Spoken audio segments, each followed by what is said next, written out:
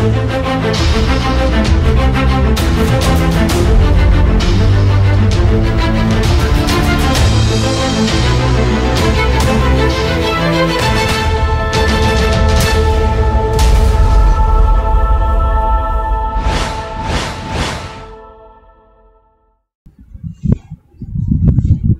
సువార్త 2వ అధ్యాయం 15వ వచనాన్ని చూద్దాం.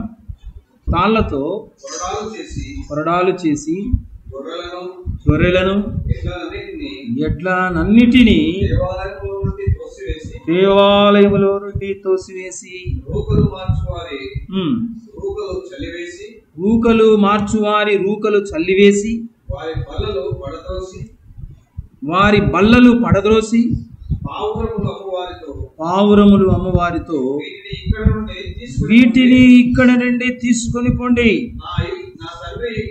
నా తండ్రి ఇల్లు వ్యాపార పుటిల్లుగా చేయకూడని చెప్పాను. ఆయన శిష్యులు నీ ఇంటిని గూర్చిన ఆసక్తి నన్ను భక్షించునని రాయబడి ఉన్నట్టు జ్ఞాపకం చేసుకున్నది. ప్రార్థన చేసుకున్నాం, ప్రభు సహాయాన్ని తీసుకున్నాం. వాక్య స్వరూపుడా, సత్య స్వరూపుడా, నీతి స్వరూపుడా, ప్రేమ స్వరూపుడా, నీకు వందనాలు, స్తోత్రములయ్యా. పాటలతో నిన్ను కీర్తించడానికి ప్రభా మాకిచ్చిన మంచి అవకాశంపై నీకు వందనాలు. అలాగే నీ పరిశుద్ధ వాక్యమును మేము ఇప్పుడు ధ్యానము చేస్తున్నారా, అందులో మీ యొక్క మనస్సు, అందులో నీ చిత్తమును, నీ ఉద్దేశమును, నీ ప్రణాళికను మేమందరము గ్రహించినట్లుగా మాతో మాట్లాడండి. గ్రహించే శక్తిని దయచేయండి, అనుసరించే మనస్సును దయచేయండి. వాక్యమును మాకు ఆశీర్వాదకరంగా ఆశీర్వదించు. యేసు పరిశుద్ధ నామమున వినయముతో వేడుకొని ప్రార్థిస్తున్నాం తండ్రి, ఆమేన్. ప్రియ దేవుని బిడ్డలారా, ఈరోజు మన ధ్యానాంశం ఏంటంటే కొరడా దెబ్బలు తినుట, కొరడాను మనమే ఉపయోగించుట. ఇది మన అంశం. దేవుని బిడ్డలారా, యేసు ప్రభుల వారు కొరడాను ఆయన చేత పట్టుకొని దాన్ని వాడినట్లుగా, ఉపయోగించినట్లుగా మనము లేఖనాల్లో చూస్తాం. ఇప్పుడు చదివినటువంటి వాక్య భాగంలో యోహాను 2:15లో మనం చూస్తాం. త్రాళ్లతో ఆయన కొరడాలు చేశాడు, కొరడా చేత పట్టుకున్నాడు. దేవుని బిడ్డారా, అలాగే యేసు ప్రభుల వారు కొరడా దెబ్బలు కూడా తిన్నట్లుగా మనం వాక్యంలో చూస్తాం. సిలువ వేయబడక ముందు మత్తయి సువార్త 27వ అధ్యాయం చూడండి దయచేసి. మత్తయి సువార్త 27వ అధ్యాయం 26వ వచనంలో చూడండి దయచేసి. అప్పుడు అతడు వారు కోరినట్టు బరబ్బను వారికి విడుదల చేసి యేసును కొరడాలతో కొట్టించి సిలువ వేయనప్పగించెను. యేసు కొరడా దెబ్బలు తింటున్నాడు. అలాగే మనము చదివిన యోహాను సువార్త 2:15లో యేసు కొరడాను జులిపిస్తున్నాడు, కొరడాను వాడుతున్నట్లుగా మనం చూస్తాం, ఉపయోగిస్తున్నట్లుగా మనం చూస్తాం. రెండు విభిన్నమైనటువంటి సందర్భాలు, విభిన్నమైనటువంటి మరి సంగతులు, ఆయన యాక్షన్స్ మనకు కనబడుతూ ఉన్నాయి. దేవుడు ఒకచోట కొరడాలతో కొడుతుంటే మౌనంగా వాటిని సహిస్తున్నాడు, భరిస్తూ ఉన్నాడు. ఇంకో పక్క కొరడా తీసుకుని ఆయన జులిపిస్తూ కొరడాను ఉపయోగిస్తూ ఉన్నాడు. దేవుని బిడ్డలారా, యేసు మనందరికీ కూడా మాదిరి. ఆయన తన అడుగు జాడలను మనకు ఉంచిపోయాను అనే మాట మనం చూస్తాం. 1 పేతురు 2వ అధ్యాయంలో చూడండి దయచేసి 21వ వచనం. 1 పేతురు 2వ అధ్యాయం 21. క్రీస్తు కూడా మీ కొరకు బాధపడి మీరు తన అడుగుజాడల యందు నడుచుకున్నట్లు మీకు మాదిరి ఉంచిపోయెను అనే మాట మనం చూస్తున్నాం. దేవుని బిడ్డలారా, అడుగుజాడల యందు మనం నడుచుకోవడానికి మనకు మాదిరి ఉంచిపోయాడు. ఏ మాదిరి ఇక్కడ మనకు కనపడుతుందంటే కొరడా ఉపయోగించడం, కొరడా మన మీద ఉపయోగించబడడం. దేవుని బిడ్డ, రెండు విషయాలు, మనమే కొరడాను ఉపయోగించడం, మన మీద కొరడా ఉపయోగించబడడం. దేవుని బిడ్డ, ఈ రెండు కూడా మనకు మాదిరి. యేసయ్య ఉపయోగించాడు కొరడాను, ఆయన మీద ఉపయోగించబడినప్పుడు మౌనంగా భరించాడు ఆ దెబ్బలను. ఎప్పుడు కొరడా మనం ఉపయోగించాలి, ఎప్పుడు కొరడా మన మీద ఉపయోగించబడినప్పుడు మనం భరించాలి అనేది విశ్వాసి తెలుసుకోవాలి. దేవుని బిడ్డ, క్రైస్తవ లోకంలో చాలామందికి ఒక అజ్ఞానపు అవివేకపు భావన ఉంది. ఏంటంటే మనము కొరడా దెబ్బలు భరించాలే కానీ కొరడాను మనము జులిపించకూడదు, ఉపయోగించకూడదు అనేటువంటి ఒక అభద్రతాభావం అంటారు దాన్ని, దీన స్వభావం అనరు దాన్ని. దేవుని బిడ్డ, రెండూ ఉండాలి క్రైస్తవుడికి. కొరడా ఉపయోగించేది ఉండాలి, కొరడా ఉపయోగించబడినప్పుడు భరించేది కూడా రెండు ఉండాలి. కానీ ఎప్పుడు అనేది మనం తెలుసుకోవాలి. క్రైస్తవుడు తన మీద కొరడా ఉపయోగించకూడనటువంటి విషయంలో ఉపయోగించినప్పుడు దాన్ని భరిస్తూ ఉన్నాడు. అది అవివేకం, అది అజ్ఞానం. ప్రేమైన దేవుని, క్రైస్తవుడు కొరడా ఉపయోగించాల్సిన సందర్భాలలో ఏం చేస్తున్నాడు? కొరడా దెబ్బలు తింటున్నాడు. తాను కొరడా చేత పట్టుకోవాల్సినటువంటి సందర్భాల్లో ఆ కొరడాను అవతలి వైపు వాళ్ళకి ఇచ్చి వారు కొడుతూ ఉంటే తను దెబ్బలు తింటున్నాడు. ఇది క్రైస్తవుడు భూలోకంలో తాను ఫీల్ అవుతున్నా, తాను అనుకుంటున్నటువంటి క్రైస్తవ్యం. బైబిల్లో ఉన్న క్రైస్తవ్యం కాదు, బైబిల్లో ఉన్నటువంటి క్రైస్తవ జీవితం కాదు. దేవుడు అలా చెప్పలేదు. మీరు ఎప్పుడు కొరడా దెబ్బలు తింటూనే ఉండండి అని చెప్పలేదు. మీరు ఎప్పుడు కొరడాను ఉపయోగిస్తూనే ఉండండి అని కూడా చెప్పలేదు. దేవుని బిడ్డ, ఈ లోకంలో అమాయకుడిని చేసి క్రైస్తవుని, దేవుని బిడ్డ, అవివేకంగా ఉన్నటువంటి ఇలాంటి క్రైస్తవులు దారుణంగా దెబ్బలు తింటున్నారు, దారుణంగా అన్యాయంగా గాయపడుతున్నారు, బాధపడుతూ ఉన్నారు. అధికారము చెలాయించవలసినటువంటి స్థలములో దేవుడు తనకిచ్చినటువంటి శక్తిని, జ్ఞానాన్ని ఉపయోగించి అవతల ఉన్నటువంటి పరిస్థితుల్లో చక్కపరచవలసినటువంటి సందర్భంలో కూడా అది క్రైస్తవ్యం కాదు. అలా కొరడాను జులిపించడం, ఉపయోగించడం క్రైస్తవ్యము కాదు అని సాతాను క్రైస్తవ లోకానికి నూరిపోసిపోయడం ద్వారా, దేవుని బిడ్డలారా, ఇంకా సమాజంలో వారి బ్రతుకులో అణగారిపోతున్నారు, అణిచివేయబడుతున్నారు.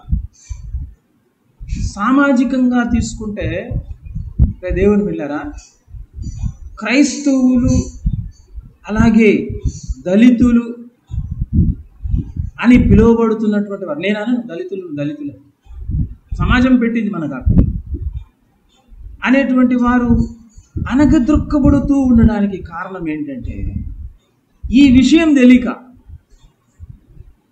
కొరడా ఎప్పుడు ఉపయోగించాలి అనే విషయం తెలియక అసలు ఉపయోగించనే కూడదు. మనం యేసయ్య శిలువలో మౌని అయిపోయాడు, తల వంచాడు. వదకు సిద్ధమైన గొర్రె పిల్లబోలే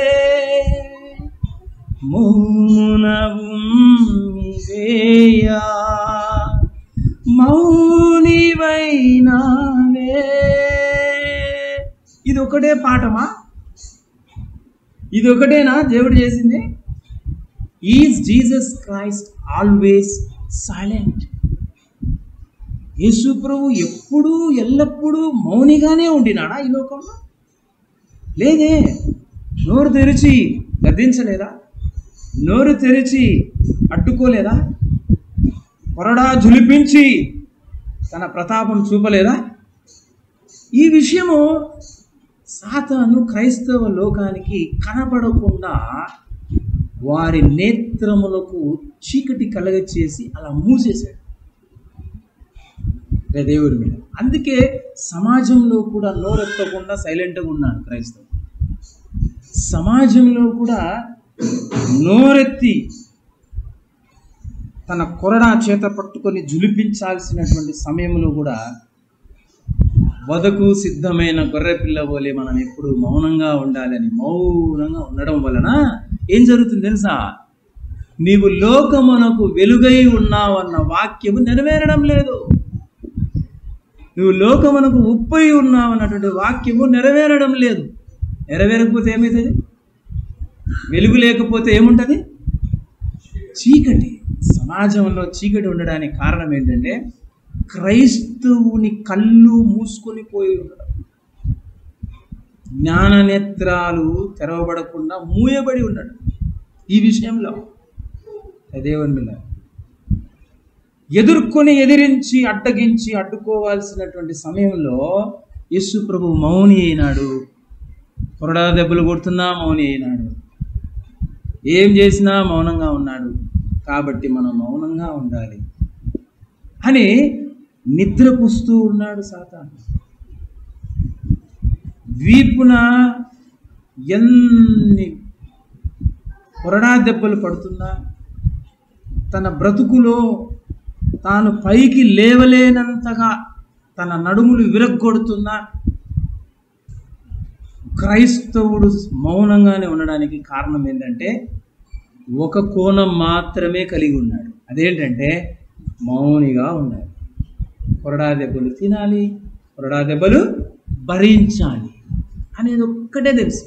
క్రీస్తులో ఇది ఒకటే కనబడుతుంది క్రైస్తవ లోకానికి. ఇంకో వైపు కనబడకుండా చేశాడు సాతాను. ఎందుకు తెలుసా? క్రైస్తవుడు పైకి రావు.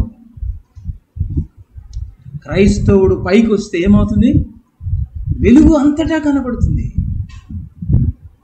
క్రైస్తవుని వెలుగు కొంచెము లోపల అణిచిపెట్టబడాలి, కప్పిపెట్టబడాలి వెలుగు. వీడు పైకి వచ్చేస్తే అధికారం అయిపోతే, అధికారం స్థానంలో క్రైస్తవుడు వచ్చేస్తే వెలుగు అంతటా వ్యాపిస్తుంది. అంతటా ఉప్పు వ్యాపిస్తుంది. ఎక్కడ చెడు అనేది లేకుండా చేసి పడేస్తాడు. ఎక్కడ చీకటి అనేది లేకుండా చేసి పడేస్తాడు. అది సాతాను కుట్ర. ప్రేమైన దేవుడి బిడ్డ, సంఘానికి ఈ పాఠము నేర్పించాలని పరిశుద్ధాత్మ దేవుడు నాకు ప్రేరేపించాడు. అందుకే ఈ అంశం తీసుకోవాల్సి వచ్చింది. ఒక చోట కొరడా తీసుకున్నాడు, ఇంకో చోట తన మీద కొరడా ఉపయోగిస్తుంటే మౌనంగా ఉన్నాడు యేసు. ఎన్నిసార్లు మనము కొరడా దెబ్బలు తిన్నాం? ఎన్నిసార్లు మనం కొరడా ఉపయోగించాం? యేసయ్య ఉపయోగించిన సందర్భంలో ఉపయోగించామా? యేసయ్య కొరడా దెబ్బలు తిని ఆయన సహించినటువంటి సందర్భంలో సహించినామా? లేదా ఉల్టా అయిపోయిందా? రివర్స్ అయిపోయిందా? ప్రేమైన దేవుని బిడ్డలారా, ఈ జ్ఞానము ప్రతి క్రైస్తవునికి ఉండాలి. అప్పుడే సమాజంలో దేవుడు తన తల ఎత్తి తాను బ్రతికేటట్లు చేయగలడు. లేకపోతే నీ తల ఎప్పుడు కిందికే ఉంటుంది. నీ తల ఎత్తి పైకి బ్రతకలేవు నువ్వు. ప్రేమైన దేవుని బిడ్డలారా, యేసయ్య మొట్టమొదటిగా ఆయన తాళ్ళతో కొరడాలు ఎప్పుడు చేశాడంటే యెరూషలేము దేవాలయంలోనికి వెళ్తాడు. యోహాను సువార్త 2వ అధ్యాయంలో మనం చూస్తాం. యోహాను సువార్త 2వ అధ్యాయంలో దేవాలయము లోపలికి అడుగు పెడతాం. దేవాలయము లోపల ఏమున్నాయి? 14వ వచనం చూడండి. దేవాలయములో ఎడ్లున్నాయి, గొర్రెలున్నాయి, పావురములున్నాయి, అమ్మవారు, ఊకలు మార్చువారు, మీరందరూ కూర్చున్నారు దేవాలయంలో. దేనికి కూర్చున్నారు? దేవుని ఆరాధించడానికి కూర్చున్నారు కదా, దేవుని స్తుతించడానికి కూర్చున్నాం కదా, దేవునికి ప్రార్థన చేయడానికి కూర్చున్నాం కదా, దేవుని వాక్య సందేశాన్ని వినడానికి కూర్చున్నాం కదా. కానీ వీళ్ళు ఎందుకు ఉన్నారు లోపల దేవాలయంలో కూర్చొని ఉన్నారు?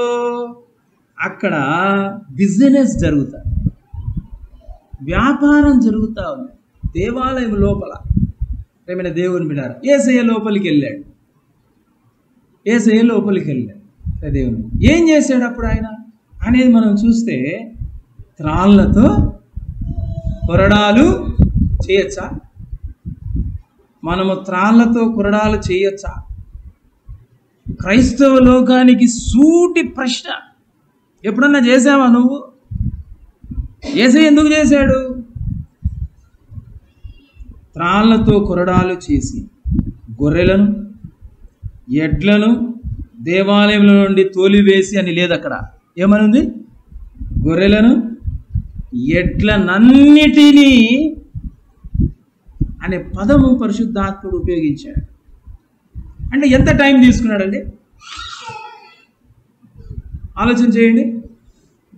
తాళ్ళతో కొరడాలు చేసి గొర్రెలనన్నిటినీ తోలివేయాలంటే బయటికి ఎంత టైం పడుతుంది? ఎడ్లనన్నిటినీ తోలివేశాడంటే ఎంత టైం పడుతుంది? ఎన్ని ఎడ్లు ఉన్నాయాడ, ఎన్ని గొర్రెలు ఉన్నాయి? 1, 2 కాదు. ఆ టైంలో ఆయన ఏం చేస్తున్నాడు అనేది ఒకసారి ఊహించుకో, ఇమాజిన్ చేసుకో. దేవాలయం లోపల యేసు ప్రభు త్రాళ్ళతో కొరడాలు చేశాడు, ఎడ్లను దేవాలయం బయటికి తోలి. ఆ దేవాలయంలో ఎన్ని ఎడ్లు పెట్టుకొని ఉన్నారు, ఎన్ని గొర్రెలు పెట్టుకొని ఉన్నారు. ఆ రోత, ఆ కంపు, ఆ అరుపులు లోపట, దేవాలయం లోపట. మేము దేవుని వెళ్ళాం. అంతకుముందు దాని లోపల బోధకులు వెళ్ళింటారా లేదమ్మా? అంతకుముందు దాని లోపలికి పరిసయ్యులు వెళ్ళింటారా లేదమ్మా? ధర్మశాస్త్రోపదేశకులు వెళ్ళింటారా లేదా? ఎందుకు వాళ్ళు ఆ పని చేయలేదు? అంతకుముందు ఇశ్రాయేలీలు చాలా మంది వెళ్ళింటారు కదా, వాళ్ళు ఎందుకు చేయలేదు ఆ పని? ఎందుకు చేయలేదు చెప్పమంటారా? ఈ కాలం నాటి క్రైస్తవులు లాంటి వాళ్ళు కూడా,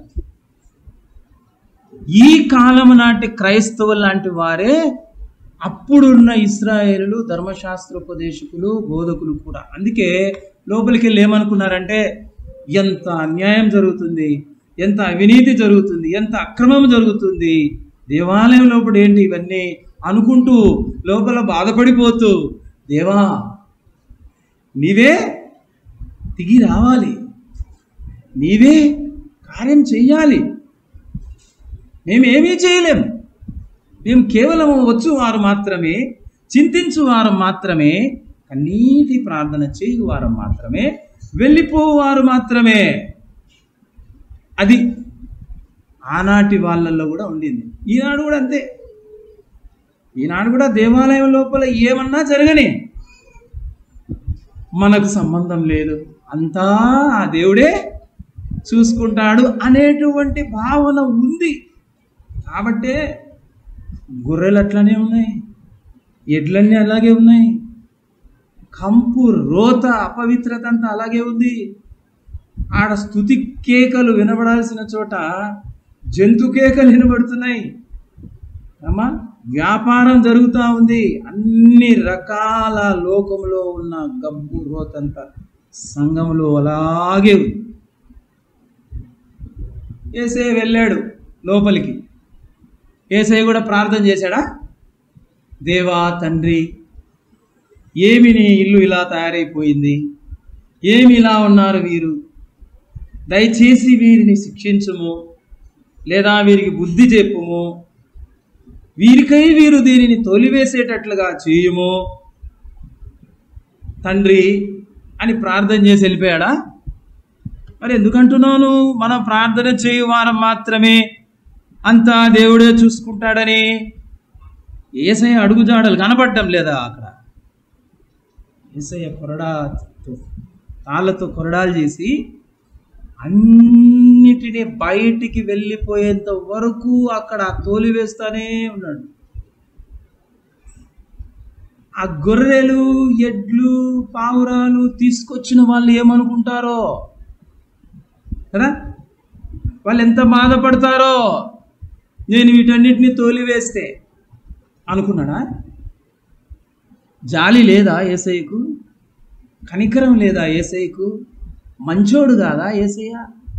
తాళ్ళతో కొరడాలు చేసి అన్నిటినీ నిర్దాక్షిణ్యంగా తోలివేస్తున్నాడేంటి?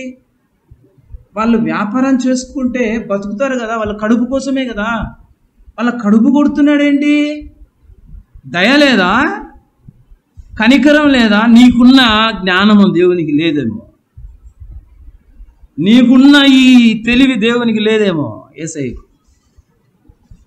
క్రైస్తవుడా, ఒకసారి మేలుకో, ఆలోచించి.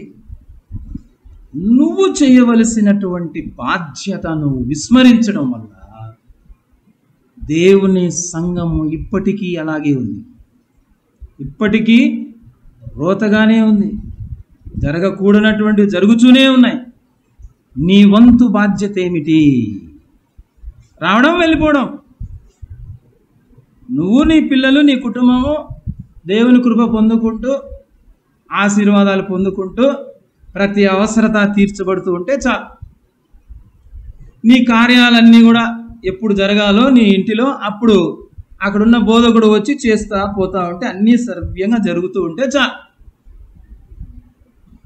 మనకు పట్టదు, మనకు గిట్టదు. ఇది సగటు క్రైస్తవుని యొక్క వ్యవహార శైలి. ఇది మారాలి. ఈ మెంటాలిటీ అనేది మారాలి. యేసయ్య అన్నిటినీ తోలివేశాడు. తోలివేసిన తర్వాత ఏం చేశాడమ్మా? ఇవన్నీ తోలివేసిన తర్వాత అక్కడ రూకలు మార్చు వారి రూకలను ఏం చేశాడు? అరే, క్రైస్తవుడు అట్లా చల్లివేయచ్చా? క్రైస్తవుడు అలా చేయొచ్చా? చల్లివేయచ్చా? ఏం చెప్పాలి? దగ్గరికి వెళ్ళి, brother, my dear brother in Christ, my dear sister in Christ, దయచేసి ఈ రూకలను మీరు తీసివేసి బయటికి వెళ్ళిపోండి, దయచేసి మనవి చేస్తున్నా ప్రభువు నామమున అని అడగచ్చు కదా.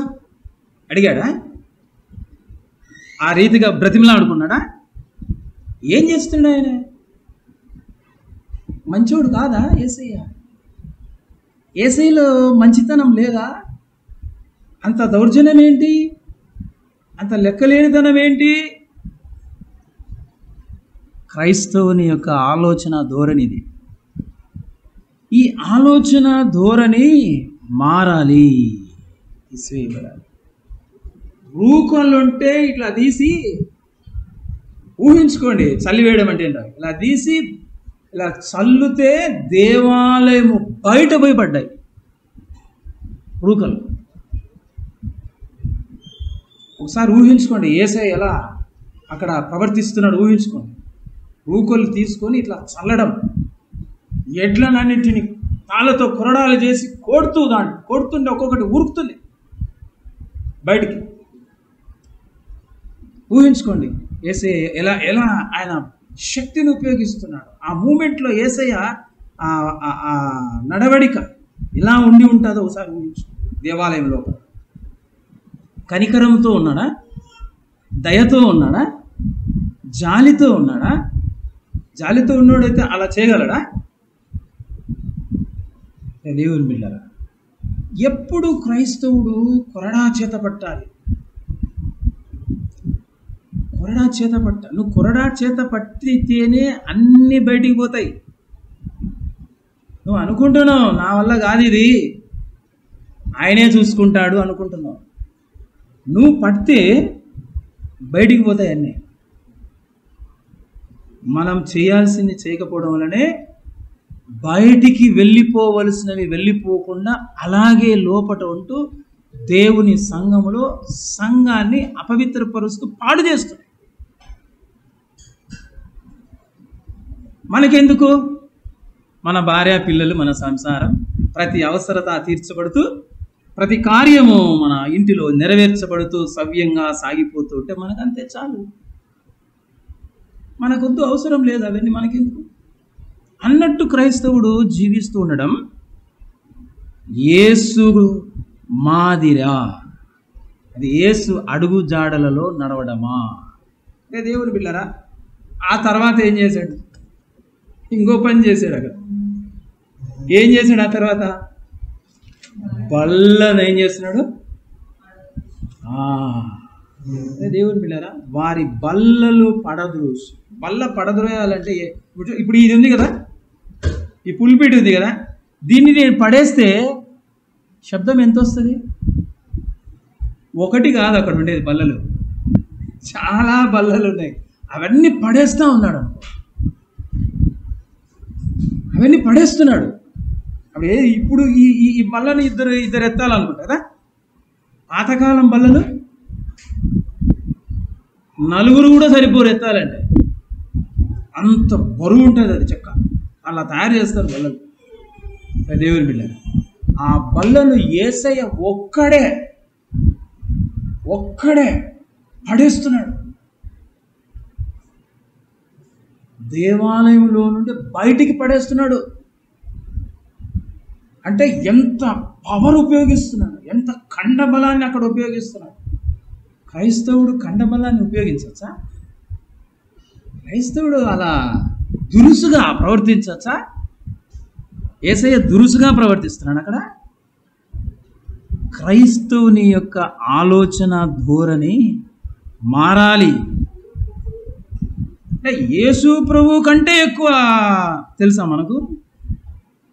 యేసు ప్రభు కంటే ఎక్కువ నీతిమంతులముగా ఉండడానికి మనం ప్రయత్నించు. అతిగా నీతిమంతులుగా ఉండొద్దు అన్నాడు. అందుకే ఇలాంటి విషయం గురించి ప్రసంగిలో అధికముగా నీతిమంతుడుగా ఉండదంటే ఇదే. యేసు ప్రభు చూపిన నీతి ఏదుందో ఆ లోపలే మనం ఉండాలి. దేవుని బిడ్డ, అదే మనకు మాదిరి. అప్పుడు అన్నాడు, ఏమన్నాడంటే దేవుని ఆలయము అనలేదు. ఏమన్నాడు అక్కడ? నా తండ్రి ఇల్లు. దేవుని బిడ్డ, దాని పైన 16వ వచనం,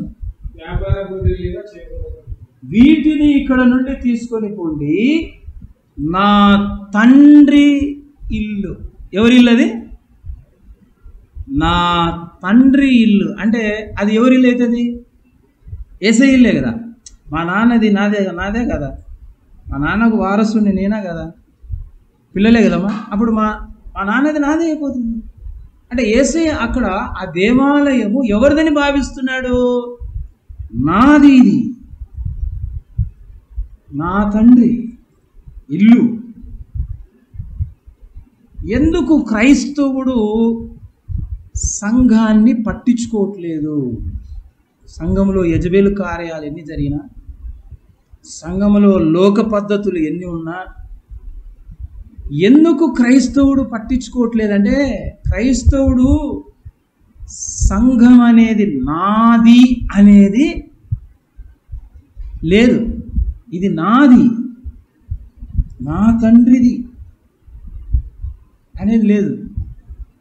దేవుని బిడ్డలారా, నా తండ్రి ప్రాణం పెట్టి రక్తం ఇచ్చి సంపాదించిన సంఘం అది. అక్కడ ఉన్నటువంటి కాపరులు పనివారు మాత్రమే.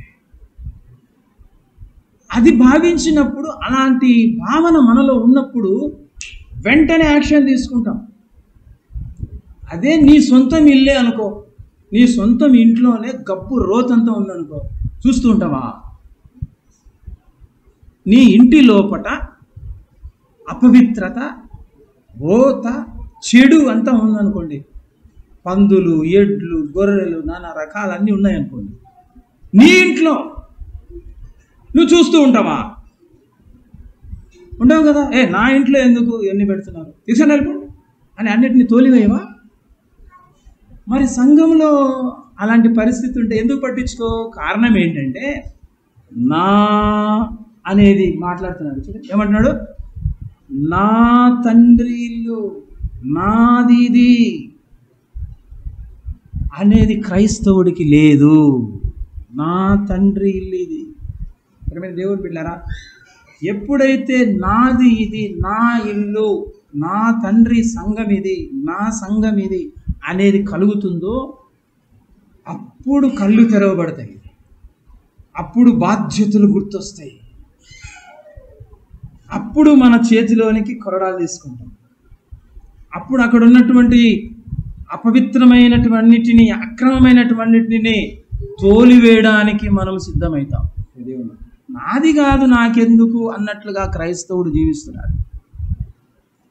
క్రైస్తవుడు బాధ్యత లేకుండా, బాధ్యతారహితంగా ప్రవర్తించడం వలననే దేవుని సంఘములో ఇప్పటికీ కూడా వ్యాపారం జరుగుతూనే ఉంది. జరగవలసినటువంటివి ఏంటివంటే దేవుని సంఘంలో వ్యాపారమా జరగాల్సింది. చూడండి, దేవుని సంఘములో ఏం జరగాలో చెప్తాడు. మత్తయి సువార్త 21వ అధ్యాయం 13వ వచనంలో చూడండి. అది రెండవసారి దేవుడు క్లీన్ చేస్తాడు. నా మందిరము ఏమనబడును? ప్రార్థనా మందిరం అనబడును అని వ్రాయబడి ఉన్నది. అయితే మీరు దానిని దొంగల గుహగా చేశారు. దేవుని దొంగలున్నారు సంఘంలో. సార్వత్రిక సంఘం గురించి మాట్లాడుతున్నాను. దేవుని బిడ్డలారా, ఇక్కడ దేవాలయము అంటే భౌతికంగా మనకు కనబడుతుంది యెరూషలేము దేవాలయము. అయితే మందిరాన్ని దేవుడు ఇప్పుడు సంఘముతో పోల్చాడు. మందిరం అంటే రాతితో లేదా ఇటుకలతో కట్టబడిన ఈ భౌతిక సంబంధమైనది కాదు. మందిరం అంటే సంఘము అంటే విశ్వాసులందరూ కలిస్తే దాన్ని మందిరం అంటారని చెప్పాడు. చూడండి, 1 తిమోతి 3వ అధ్యాయం 15వ వచనం. మందిరం అంటే ఏమిటి? మందిరము అనగా ఏంటి? సంఘము, జీవము గల సంఘం. జీవము లేని రాళ్ళు కాదు మందిరం అంటే. యెరూషలేము దేవాలయంలో జీవము లేని రాళ్ళు ఉన్నాయి, రాళ్ళతో కట్టారు. అది జీవము లేని రాళ్ళు. అది ఇప్పుడు ఏమంటున్నాడు? మందిరం అంటే జీవము గల దేవుని సంఘము రా బాబు మందిరం అంటే. అందుకే నేను సంఘం గురించి మాట్లాడుతున్నాను అప్పటి నుంచి. అక్కడ దేవాలయంలో ఉన్నటువంటి ఆ స్థితిని ఇప్పుడున్న జీవము గల అంటే విశ్వాసులందరూ కలిస్తే సంఘం అన్నమాట. భూమి మీద ఉన్న విశ్వాసులందరూ కలిస్తే ఒక దేవుని ఆలయం. ఆ విశ్వాసుల సార్వత్రిక సంఘములో నెలకొలి ఉన్నటువంటి పరిస్థితుల విషయంలో సగటు క్రైస్తవుని యొక్క బాధ్యత ఏమిటి అనేది నేను ఇప్పుడు జ్ఞాపకం చేస్తాను. దేవుని బిడ్డ. తర్వాత మందిరాన్ని దేవుడు ఇంకో దాంతో పోల్చాడు, మన దేహంతో పోల్చాడు. 1 కొరింథీ పత్రిక 6వ అధ్యాయము 19వ వచనం. మీ దేహము దేవుని వలన మీకు అనుగ్రహింపబడి మీలోనున్న పరిశుద్ధాత్మకు ఆలయమై ఉన్నదని మీరు ఎరుగరా? మీరు మీ సొత్తు కారు. 20వ వచనం. ఇలువ పెట్టి కొనబడిన వారు గనుక మీ దేహముతో దేవుని మహిమ. ఆ పైన వచనంలో జారత్వం గురించి మాట్లాడతారు కదా. ఆ పై వచనంలో 18వ వచనంలో జారత్వం గురించి మాట్లాడతారు. దేహం అంటే ఏమనుకున్నావు నా బాబు విశ్వాసి? దేవుని ఆలయం అది. ఆ ఆలయాన్ని జారత్వానికి అప్పగించొద్దు, అపవిత్రమైపోతుంది అని చెప్తున్నాడు దేవుని బిడ్డలారా. యేసయ్య నమ్ముకున్న తర్వాత నమ్మినటువంటి క్రైస్తవునిలో ఉన్న అపవిత్రమైనవి ఏమున్నాయో వాటన్నిటినీ కూడా ఆ రోజు దేవాలయములు, యెరూషలేము దేవాలయములు అన్ని క్లీన్ చేసినట్టుగా, అన్ని తరిమి వేసినట్టుగా బయటికి ఆ వ్యక్తి జీవితంలో ఉన్న జారత్వ క్రియలన్నీ కానీ ఇంకా ఏమున్నాయో అపవిత్రమైనవి వాటన్నిటినీ బయటికి తోలివేస్తాడు. ఒక విశ్వాసి ఒక దేవాలయం, ఒక విశ్వాసి ఒక దేవాలయం. ఈ వాక్యాన్ని బట్టి, ఏ వాక్యాన్ని బట్టి? 1 కొరింథీ 6:19 బట్టి. 1 తిమోతి 3:15 ప్రకారము విశ్వాసులందరూ కలిస్తే ఒక దేవుని ఆలయం. అది కొత్త నిబంధనలో అర్థం. ఆలయం అంటే, మందిరం అంటే. మేము దేవుని బిడ్డలారా, ఈ ఇటుకలతో రాళ్లతో కట్టబడిన దేవాలయము కూల్చివేయబడుతుందేమో, అది కూలివేయబడుతుంది, మంటిపాలైపోతుంది, నాశనం అయిపోతుంది. కానీ సజీవంగా ఉన్నటువంటి జీవము గల దేవుని సంఘము స్థిరంగా నిలబడుతుంది. దేవుని సంఘం అనే మందిరము స్థిరంగా నిలబడుతుంది. ఆ మందిరము యొక్క నిర్మాణము పనుల్లో బిజీగా లేరు సేవకులు. ఈ జీవము గల దేవుని సంఘం అనే మందిర నిర్మాణంలో బిజీగా లేరు. సేవకుడు ఎంతసేపు ఏం ఆలోచన చేస్తున్నాడో, నాకంటూ ఒక స్థలం ఉండాలి, ఆ స్థలములో ఒక కట్టడం ఉండాలి, అప్పుడే నేను ఒక సేవకుణ్ణి, అప్పుడే అది నా సేవ. అక్కడికి కొంతమంది రావాలి, వారిని నేను చూసుకోవాలి. ఈ ఒక బౌండరీ గీసుకొని ఉన్నాడు ప్రతి సేవకుడు కూడా. ఒక సరిహద్దు పెట్టుకున్నాడు అనమాట ఒక క్రైస్తవుడు. సంఘము అంటే అర్థం ఏంటంటే, భూమి మీద ఎక్కడ విశ్వాసులు ఉన్నా సరే వాళ్ళందరూ కలిస్తే సంఘము అది దేవుని ఆలయం. అలా ఆలోచన చేయడం ఎప్పుడైతే ప్రారంభం అవుతుందో ఒక విశ్వాసికి కానీ ఒక సేవకుడు కానీ, అప్పుడు తన కళ్ళు తెరవబడతాయి. అప్పుడు తన బాధ్యతను తాను గుర్తెరుగుతాడు. అప్పుడు కనబడతాయి కంటికి గొర్రెలు, ఎడ్లు, పావురాలు, రూకలు అమ్మవారు, దొంగలు ఇప్పుడు కనబడతారు కంటికి. అలా కాకుండా నీకంటూ ఒక స్థలం భూమి మీద, అందులో ఒక కట్టడం, అక్కడికి వచ్చేవారు నా వారు, ఇది నా పరిచర్య అని ఒక బౌండరీ గీసుకున్నాం అనుకో, బయట ఉన్న సంఘంలో ఉన్నటువంటి దొంగలు ఎలా కనబడతారు? బయట సంఘంలో జరుగుతున్నటువంటి ఈ అక్రమం ఎలా కనబడుతుంది? ఆ బాధ్యత నీకు ఎప్పుడు వస్తుంది? ఎలా వస్తుంది? రాదు కదా. ఏమైనా దేవుని బిడ్డారా, దేవుడు ఒక విశ్వాసిలో ఉండకూడనటువంటి పవిత్రతకు, పూర్ణ పవిత్రతకు భంగము వాటిల్ల చేసేటివి ఏమున్నాయో వాటన్నిటిని కూడా, అది ఎందుకంటే ఆలయం కాబట్టి వాటన్నిటిని తోలివేస్తూ ఉంటాడు, బయటికి తోలివేస్తా. కొన్నిసార్లు బాధ అనిపిస్తుంది, నువ్వు తెచ్చిపెట్టుకున్నావు ఎడ్లు, ఈ దేహం అనే ఆలయం లోపలికి ఉండకూడదు అన్నీ తెచ్చిపెట్టుకున్నావు. పవిత్రంగా ఉండాలి ఆలయం, లేదు అపవిత్రమైనటువంటి ఇష్టమనే తెచ్చుకున్నావు. నీకు ఇష్టమైనటువంటి ఏం చేస్తున్నాడు ఆయన? రూకులు చల్లి వేస్తే ఎంత బాధ వస్తుంది. అన్నీ మూట గట్టిదో పెట్టుకో పో వేడికి అంటే అది వేరే విషయం. ఇక్కడికి రావద్దు నువ్వు, మళ్ళీ అన్నీ మూట కట్టి అటు చేతుల్లో పెట్టి అవుట్ అంటే అది వేరే విషయం. అలా చేయట్లేదు ఆయన, చల్లి వేస్తున్నాడు. ఎంత బాధ అండి, ఎంత బాధేస్తుందండి. ఈ దేహం అనే ఆలయం, విశ్వాసి అనే ఆలయంలో కూడా దేవుడు ఇలా మనకు దురుసుగా అనిపించేటివి చేస్తూ ఉంటాడు, మనకు బాధ కలిగించేటివి ఇట్లాంటివి చేస్తాడు. ఎందుకండి? క్లీనింగ్ ప్రాసెస్ అండి అది. క్లీనింగ్ చేయాలి, అవి క్లీనింగ్ చేయాలి. నీ ఇంట్లో ఉన్న చెత్త తీసుకుపోయి డస్ట్బిన్లు వేస్తారు. డస్ట్బిన్లో ఉన్న తీసుకుపోయి ఎక్కడేస్తారు? మున్సిపాలిటీ బండ్లు వేస్తారు. వాళ్ళు తీసుకుపోయి ఎక్కడేస్తారు? డంప్ యార్డ్లు వేస్తారు. చేయొచ్చు అట్లా? ఇంట్లో ఉండేటివి తీసి అట్లా బయటపడేసి అవి కూడా అక్కడ కూడా లేకుండా తీసుకొని పోయి మున్సిపాలిటీ బండ్లు వేసి అవి అక్కడ కూడా ఉండకుండా తీసుకుపోయి డంప్ యార్డ్లో పడేసి, నీతో ఉండాలని ఉన్నాయి అవి. నీ ఇంట్లో ఉన్న గలీజువన్నీ, రోతవన్నీ నీతో కలిసి జీవించాలని కోరుకుంటున్నాయి. వాటిని నువ్వు బయటికి తీసి పారవేయడం అనేది ఏమైనా సమంజసమేనా?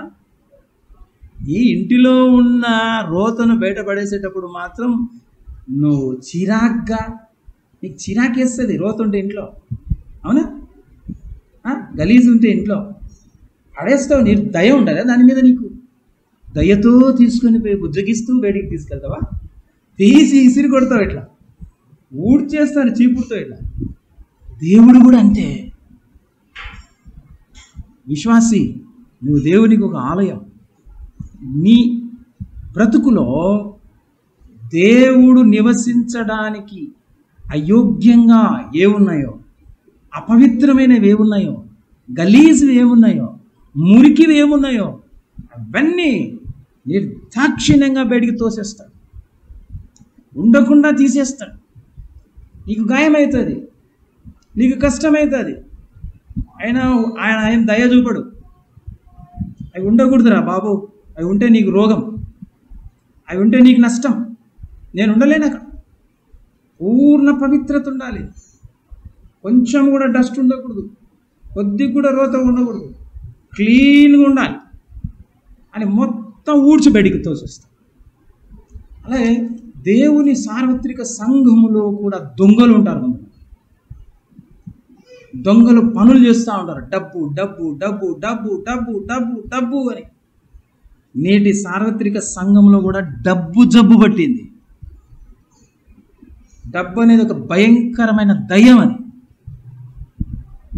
అది భయంకరమైన ఒక విగ్రహారాధన. ధనాపేక్ష ధనాపేక్ష. డబ్బు కనపడితే చాలు తరంగాలు, భావ తరంగాలన్నీ లేచి వస్తాయి. జబ్బుతో పడిపోయినోడు కూడా డబ్బు చూపిస్తే లేచి కూర్చుంటాడు. అది బయటోడు కూర్చుంటాడు. క్రైస్తవుడు లేచి కూర్చుంటున్నాడేంటి? డబ్బు కట్ట దగ్గర పెట్టి ఇటు ఊపామనుకోండి, జబ్బు పోతుంది వీనికి. లేచి కూర్చుంటున్నాడు. అసలు జబ్బు లోపల ఉంది, డబ్బు జబ్బు. దేవుని ఇదంతా రోత క్లీన్ చేసేస్తాం, మనలో నుండి బయటపడేస్తాం. సార్వత్రిక సంఘంలో కూడా ఈ డబ్బు పిచ్చి, డబ్బు జబ్బు తీసి బయటపడేయడానికి దేవుడు పూనుకున్నాడు, కార్యం చేస్తూ ఉన్నాడు ప్రేమ దేవుని. రెండవదిగా యేసయ్య శిలువ మరణం దగ్గర కొరడాలు తీసుకుని వీపును దున్నినట్టు కొడుతున్నారు. కండలు లేసి వస్తున్నాయి. ఏమన్నా అన్నాడా? మౌనంగా భరిస్తా. ఇది రెండవ సైడ్, యేసు ప్రభులో ఉన్న రెండవ సైడ్, రెండవ కోణం ఇది. దేవుని బిడ్డ, యేసయ్యే ఇక్కడ బలం ఉపయోగించినట్లు ఒక కొరడా దెబ్బేస్తానే సైనికుడి దగ్గర పట్టుకొని ఆ కొరడ లాగి తన చేతిలోకి తీసుకున్నాడు అనుకో, ఏంట్రా నన్ను కొడతావు నువ్వు కొరడాతో అని. యేసయ్యను అన్ని కొరడా దెబ్బలు కొట్టినారు కదా, ఒక్కటే ఒకసారి జులిపించినాడంటే తిరిగి పడతాడు వాడు అతల. అంత శక్తిమంతుడు. ఒక్కొక్క సైనికుడు ఇంకా మళ్ళీ లేవలేడు, ఒక్క దెబ్బకే పడతాడు. అని యేసయ్య బలం ఉపయోగించాడా? మౌనంగా ఉన్నాడు. ఇంకా కొట్టించుకుంటున్నాడు. ఎందుకు అలా ప్రవర్తిస్తున్నాడు యేసయ్య? దేనికోసం ప్రవర్తిస్తున్నాడు అలా యేసయ్య? దేవుని బిడ్డలారా, అక్కడేమో కొరడా తీసుకొని తన శక్తిని ఉపయోగించి మొత్తం క్లీన్ చేసినాడు. ఇక్కడేమో కొరడా దెబ్బలు కొడతా ఉంటే, తన మీద కొరడా దెబ్బలు వేస్తూ ఉంటే మౌనంగా భరిస్తూ ఉన్నాడే. ఎందుకు భరిస్తూ ఉన్నాడు? దేవుని బిడ్డలారా, లోక కళ్యాణం కొరకు, లోక పాపముల పరిహరించబడడం కొరకు, నరకము నుండి మనందరము విడిపించబడడం కొరకు, పాప శిక్షను భరించడం కొరకు ఆయన భరిస్తూ ఉన్నాడు. మనం కూడా ఇది అలవాటు చేసుకోవాలి. ఇతరుల రక్షణార్థమే మన ఇంట్లో ఉన్నవారు కానీ, మన స్నేహితులు కానీ, మన ఆత్మీయులు కానీ వాళ్ళు రక్షణ పొందుతారు. వాళ్ళ రక్షణ పొందడం కొరకు నేను ఇది చేస్తే నాకు నష్టం వస్తుంది, లేదా నాకు గాయమవుతుంది, నా రక్తం పోతుంది, నాది అనేది ఒకటి వెళ్ళిపోతుంది నా దగ్గర లేకుండా, నాది, నా రక్తం, నా ప్రాణం పోతుంది అని అనిపించినా సరే మనం సిద్ధంగా ఉండాలి. దాన్ని త్యాగం చేయడానికి, దాన్ని సమర్పించడానికి సిద్ధంగా ఉండాలి. ఆ గాయాలు పొందడానికి సిద్ధంగా ఉండాలి. అవతలోడు నేను ఇది చేస్తే దేవుని వైపు కొంచెమన్నా తిరుగుతాడు, కొద్దిగన్నా ఇటువైపు తిరిగే ఛాన్స్ ఉంది, మెల్లిమెల్లిగా కొద్దిగా ఇంకా ఎక్కువ తిరిగే ఛాన్స్ ఉంటుంది కదా, ఇంకా ఎక్కువ దెబ్బలు తింటే, ఇంకా ఎక్కువగా నష్టపోతే, ఇంకా ఎక్కువగా నన్ను నేను సమర్పించుకుంటే, ఇంకా నన్ను నేను ఎక్కువగా త్యాగం అయిపోతే ఆ వ్యక్తి కోసం అని అనిపించినప్పుడు మనము ఎన్ని కొరడా దెబ్బలు తినడానికైనా సిద్ధంగా ఉండాలి. దేవుని బిడ్డలారా, ఇది రెండవ కోణం. ఈ రెండు ఉండాలి క్రైస్తవంలో. మొట్టమొదటిది, నీ లోపల నువ్వు ఒక ఆలయం, నీ లోపల దేవుని ఆలయంలో ఉండాల్సినవి ఉండకూడనవి ఉంటే వాటన్నిటిని బయటికి తోలివేయడం. యేసయ్య ఎంత ఉగ్రుడై కొరడా తీసుకున్నాడో, ఎలా అక్కడ ప్రవర్తించాడో అలా ప్రవర్తించాడు. అంత సీరియస్ అయిపోవాలి, సీరియస్నెస్ చూపించాలి. అలాగే సార్వత్రిక సంఘములో జరగకూడనటువంటి జరుగుతున్నప్పుడు, అపవిత్రమైనది జరుగుతున్నప్పుడు వాటన్నిటిని తోలివేసే ప్రయత్నం మనం చేయడానికి యేసయ్య ఎంత సీరియస్గా అక్కడ యాక్షన్లోనికి దిగాడో అంత సీరియస్గా మనం కూడా యాక్షన్లోనికి దిగాం. అలాగే నీ ఇంట్లో ప్రార్థనా మందిరములో ప్రార్థన జరగకుండా ఇంకొకటి ఏదో జరుగుతుంది. అలాగే నీ ఇంటిలో ప్రార్థన జరగవలసిన సమయంలో ఇంకొకటి ఏదో జరుగుతుంది. తినడమో, పడుకోవడమో, ఆటలాడుకోవడమో, లేకపోతే మాట్లాడుకోవడమో ఏదో జరుగుతుంది. ప్రార్థన జరగాల్సిన సమయంలో, ప్రార్థన జరగాల్సిన స్థలంలో అప్పుడు మనం ఏం చేయాలి? సిలువలో కొరడా దెబ్బలు తిన్నప్పుడు మౌనంగా ఉన్నట్లుగా మౌనంగా ఉండకూడదు. యెరూషలేము దేవాలయంలో తాళతో కొరడాలు చేసి ఏ విధంగా మొత్తం అన్నిటినీ క్లీన్ చేసి ప్రార్థనకు రెడీ చేశాడో అలా ఉండాలి.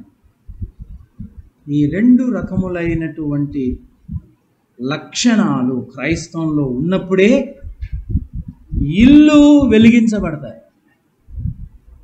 ఈ రెండు లక్షణాలు ఉన్నప్పుడే సార్వత్రిక సంఘము లోకానికి వెలుగుగా ఉంటుంది.